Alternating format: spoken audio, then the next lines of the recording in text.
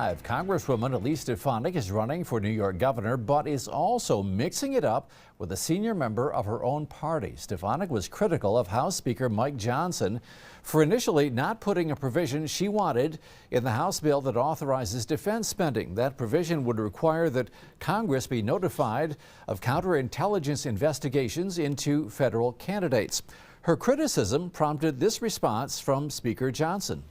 I don't exactly know why Elise won't just call me. I texted her yesterday. She's upset that one of her provisions is not being made, I think, into the NDAA. I explained to her on a text message as soon as I heard this yesterday. I was campaigning in Tennessee, and I wrote her and I said, "What are you talking about? This hasn't even made it to my level."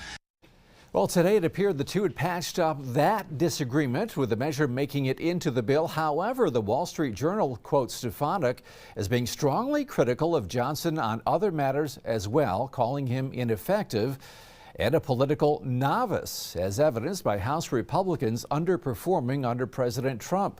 Stefanik told the Wall Street Journal that if a vote were held tomorrow, House Republicans would not vote to keep Johnson as their speaker.